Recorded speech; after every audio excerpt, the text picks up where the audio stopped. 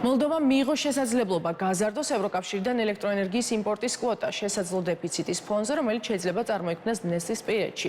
რუსული გაზის მიწოდების შეწყვეტის შემთხვევაში. ამის შესახებ მოლდოვის ენერგეტიკის სამინისტროს სახელმწიფო მდივანმა განაცხადა. არსებული ინფორმაციით თვით გამოცხადებულ დნესტრის პირედში რუსული გაზის მიწოდების სრულად შეწყვეტის შემთხვევაში 2025 წლის 1 იანვრიდან მოლდოვას შესაძლოა ელექტროენერგიის დეფიციტი შეექმნას. ბოროსანმა განაცხადა, რომ ევროკავშირის ელექტროენერგიის გადაცემის სისტემის ოპერატორთა ევროპული ქსელის, რუმინეთის, უკრაინის, პოლონეთის, სლოვაკეთისა და უნგრეთის ელექტროენერგიის ტრანსპორტირების ოპერატორების მხარდაჭერით მოხერხდა ელექტროენერგიის იმპორტის შესაძლებლობის ზრდის მექანიზმის პოვნა.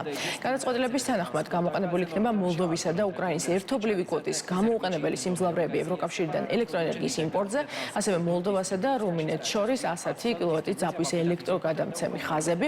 ბოროსანის თქმით, მათ მეშვეობით მოლდოვას შეუძლია 100 მეგავატზე მეტი ელექტროენერგიის ტრანსპორტირება, მოლდოვასა და უკრაინას აქვთ ევროკავშირიდან ელექტროენერგიის იმპორტის საერთო კვოტა 2100 მეგავატი, საიდანაც 115 მეგავატზე მოდის მოლდოვაზე, დანარჩენი კი უკრაინაზე.